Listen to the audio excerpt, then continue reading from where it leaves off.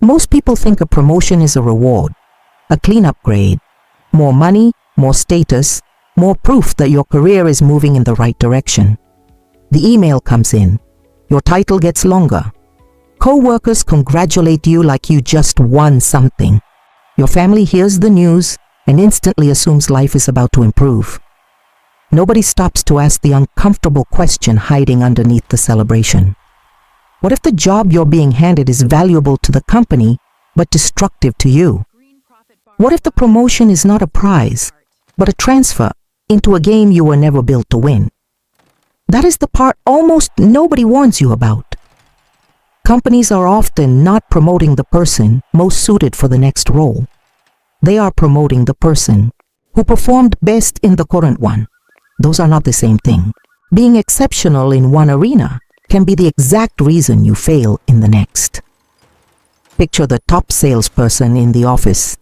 Fast talker, sharp instincts, relentless follow-up.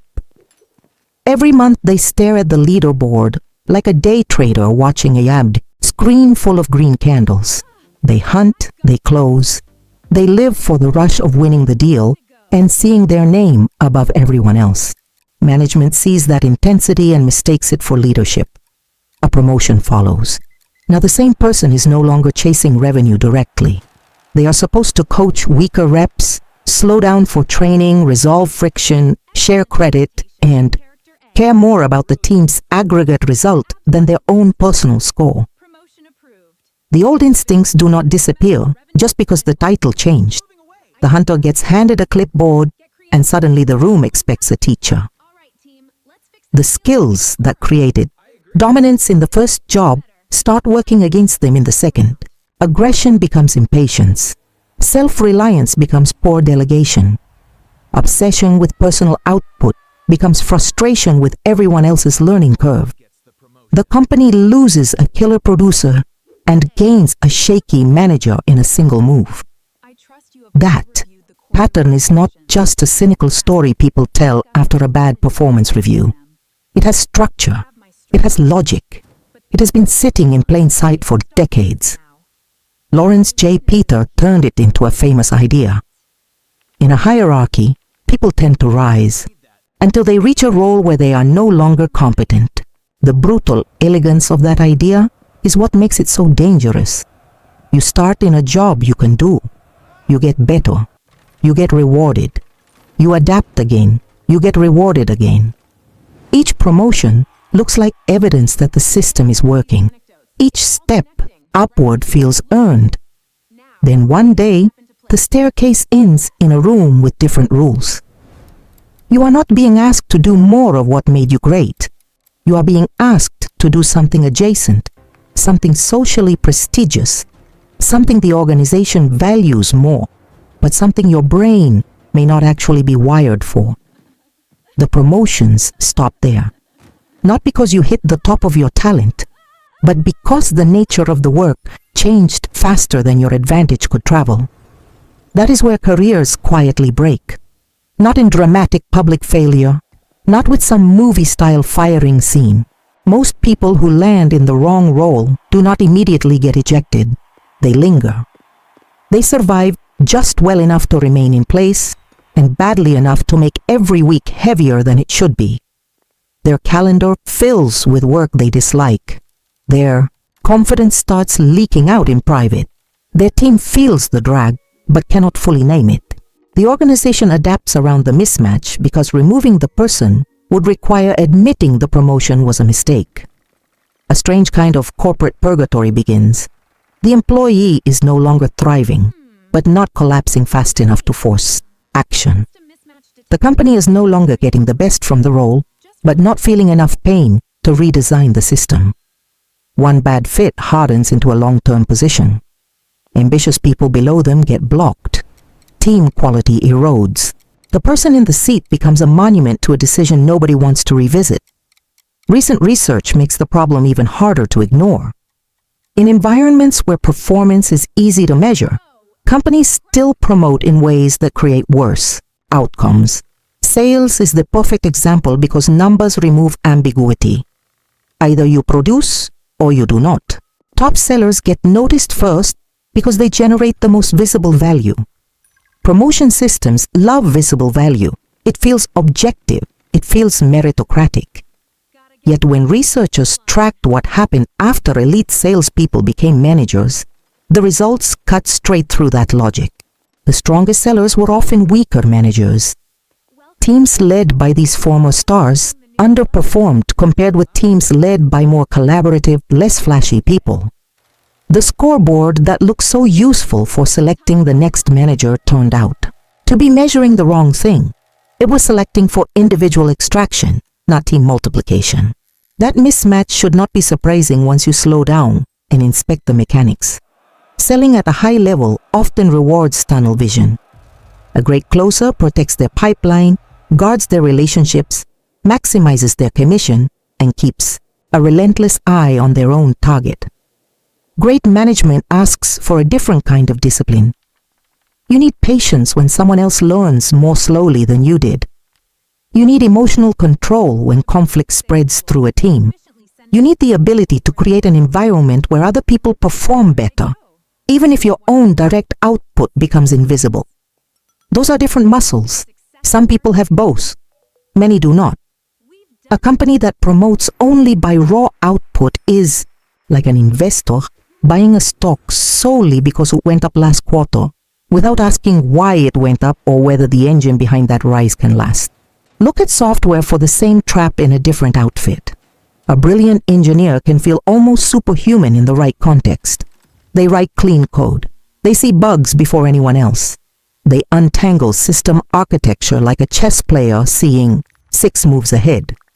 The company wants to reward that brilliance, so it converts them into a manager. Suddenly, the person who used to spend hours in deep focus now spends the day in one-on-ones, headcount planning, budget meetings, hiring loops, interpersonal mediation, and status updates with people far from the code. The reward sounds noble. The lived reality feels like exile. Their craftsmanship gets pulled out of circulation. Their attention fragments. The team loses the direct leverage of their technical excellence, and the new manager may not have the empathy, communication, rhythm, or political tolerance that leadership now demands. A top builder gets turned into an administrator. The company calls it advancement. The individual feels their best energy evaporating. This is one of the biggest illusions in modern careers. The assumption that higher means better. People visualize work as a ladder because ladders are simple. Up is success. Down is failure. Stay still too long, and people assume you lack ambition. That mental image ruins a lot of lives because real careers do not behave like ladders. They behave more like curves. At the beginning, competence rises quickly because you are learning fast. Then you hit a zone where the demands of the role match your natural strengths. You become efficient, respected, even energized. Work feels heavy in the good way. You can carry it. Then the role changes shape. More politics, more meetings, more dependence on traits you do not enjoy using. Your title rises while your real competence falls. The graph bends downward even as outsiders keep applauding. Social prestige and personal fit start moving in opposite directions. That is why a promotion can increase status while reducing utility. Think like an investor for a second. Every career move has return, volatility, and hidden cost. The return is more money, broader scope, maybe more influence. The volatility is the risk that your performance drops because the new role does not match your strengths. The hidden cost is stress, identity disruption, loss of autonomy, and time spent on work that drains rather than energizes you. Early in a career, promotions often produce positive net value because the extra pay and responsibility still sit inside your growth range. Later on, the trade can flip.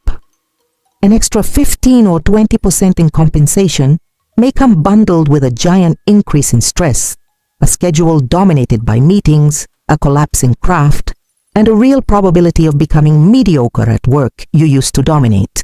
A rational capital allocator would hesitate. Most professionals accept instantly because they have been trained to confuse title inflation with life improvement. Statistics make the trap even crueler because promotions often happen after unusually strong performance periods. One exceptional year can change everything. Targets crushed, big client landed, timing perfect, market conditions favorable. Some of that success is skill. Some of it is luck. Those two forces get mixed together and presented as proof that you are ready for more. Then the lucky streak fades. Conditions normalize. Performance drifts back toward your long-run average. That is not scandalous. That is math. Yet the promotion has already happened. Expectations stay elevated while your numbers revert. Everyone watching interprets the come down as evidence you were overrated. The same statistical correction that should have been predictable now looks like incompetence. A person can be genuinely talented and still appear to decline sharply after promotion simply because the company promoted them off a peak, rather than evaluating what their stable edge actually was. Bad promotion systems do more than frustrate individuals. They destroy value inside the business. A poor manager can lower morale, slow decision-making, misread talent, mishandle conflict, and create a climate where capable people disengage.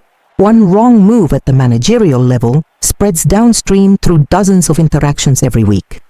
Directions get fuzzier, feedback gets worse, hiring errors compound, high performers leave, meetings multiply because clarity disappears. The economic cost is enormous precisely because management quality scales. A mediocre individual contributor hurts one lane. A bad manager poisons the traffic pattern of the whole road. That damage becomes especially tragic when the person in charge never wanted the role in the first place. Many managers were not lifelong leadership aspirants. They were simply strong operators who got tapped on the shoulder and told the next respectable move was to take the team. A lot of them know almost immediately that something is off. The work feels colder. Their day fills with interpersonal maintenance instead of meaningful execution. The satisfaction they used to get from solving concrete problems gets replaced by soft, ambiguous, draining labor. That private regret rarely shows up on the polished career timeline. LinkedIn makes the promotion look triumphant. The actual human being may be sleeping worse, doubting themselves more, and wondering why success suddenly feels like carrying a costume that does not fit. Prestige is loud. Misalignment is quiet. The outside world hears the announcement. Only the person inside the role hears the constant hum of dread. The smarter move in many cases is not climbing faster. It is identifying the exact altitude where your value compounds best. In technology, this is becoming easier to see because specialist paths have matured. A strong senior individual contributor can create immense leverage without managing a team. Principal engineers, staff engineers, elite researchers, senior designers, top sales strategists, domain experts in finance, operations, and product. These people often generate more real value than their managerial counterparts because they stay close to the thing that moves the business. Their compensation can be excellent. Their burnout risk can be lower. Their work remains legible. During messy reorganizations, the people closest to core production often survive because the company still needs someone who can build, ship, diagnose, and solve. Middle layers swell and shrink. Core capability stays precious. That is the part most professionals need to hear more clearly. Staying excellent is not the same as staying small. A specialist path is not a consolation prize for people who couldn't make it into leadership. In many organizations, the opposite is true. The rare person who knows their comparative advantage and keeps sharpening it becomes extremely difficult to replace. They turn into a source of institutional memory, technical depth, and execution confidence. Everyone consults them when something critical breaks. They are not protected by title theater. They are protected by real contribution. Markets eventually care about substance. Teams do too. Refusing the wrong promotion can therefore be one of the most strategic decisions of your entire career. Not a retreat, not fear, not lack of ambition, strategy. The key is how you frame it.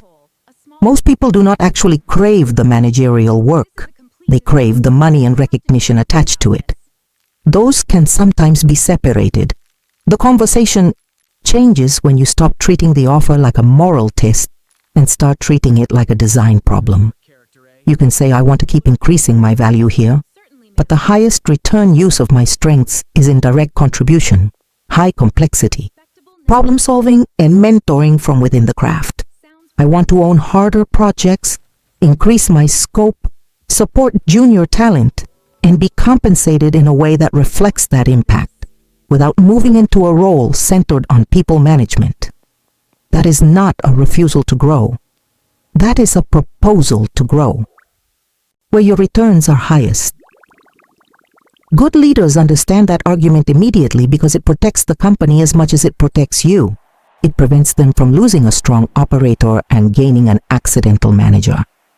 Weak organizations resist because they are still trapped in the old industrial model where every career must culminate in supervising people. That rigidity tells you something important. It tells you the company may not know how to price talent correctly. It may not understand the difference between authority and value creation. It may still be rewarding visibility over actual fit. In that environment, the promotion trap is not a one-time problem. It is part of the culture. There's also a psychological dividend to staying in your zone of strength that people underestimate. When your abilities and your daily tasks match, work becomes more absorbing and less corrosive. You enter flow more often. Hours move without friction. You solve real problems instead of managing constant emotional residue that spills into the rest of life. You come home with more bandwidth. Sleep improves. Relationships get less collateral damage. Confidence becomes steadier because it is built on repeated evidence of competence, rather than on a fragile title you are trying to grow into under pressure. Career decisions compound into quality of life decisions, whether people admit it or not. Contrast that with the prestige chase. On the surface, bigger title, larger team, more impressive org chart placement. Underneath, weaker performance, less enjoyable days, more political exposure, and a constant fear that someone will realize you were rewarded for the wrong skill set. Appearance says upward. Reality says trapped. Another contrast sits right beside it. The market of corporate status tells you the visible leader is more important than the quiet expert. Wealth reality inside many companies says the irreplaceable expert often creates more durable value. One more contrast cuts even deeper. Social proof celebrates the person who never stops climbing. Personal utility often belongs to the person who knows exactly where climbing should stop. That self-knowledge is a competitive advantage because most people never build it. They chase symbols handed to them by institutions that do not have to live inside their nervous system.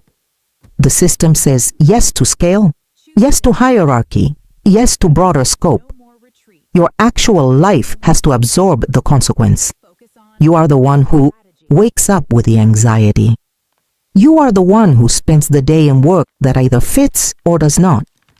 You are the one who carries the stress home. No title can do that part for you. No congratulatory message can offset a chronic mismatch. The next time a promotion appears, resist the reflex to treat it as automatic proof of progress. Interrogate it like an investor examining a deal. What specific activities filled the day in this role? Which of my strengths become more valuable there, and which ones become irrelevant? Am I being chosen because I would excel in the next game, or because I dominated the current one? What are the hidden costs in stress, politics, attention fragmentation, and loss of craft? Does the compensation justify the shift in my daily reality? Could I create more value and capture more upside By deepening my current track instead of abandoning it? Those questions sound simple. They are not. Honest answers can force you to reject an identity that looks glamorous from the outside. Honest answers can reveal that what feels like advancement is actually a bad trade wrapped in praise. Honest answers can protect years of your life. The real win is not reaching the highest possible floor in the building. The real win is finding the floor where your best work compounds, where your energy stays alive, where your contribution is undeniable, and where success does not require you to become a diluted version of yourself.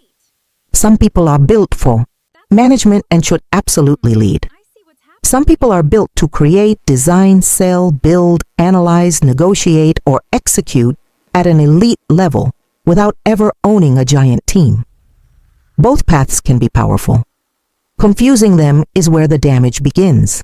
The Ian Peter principle only becomes destiny when you let other people define progress for you. Break that pattern and the whole career game changes. Titles lose some of their hypnotic pull. Fit matters more. Utility matters more. Real edge matters more. The goal stops being, how high can I go? And becomes, where do I become most dangerous, most useful, most fulfilled, and most resilient? That question produces better decisions. Better decisions produce better years. Better years compound into a career that looks less flashy from a distance and far stronger up close. Staying where you are exceptional is not settling. It is allocation. It is discipline. It is knowing that mastery in the right seat can beat mediocrity in a more prestigious one every single time.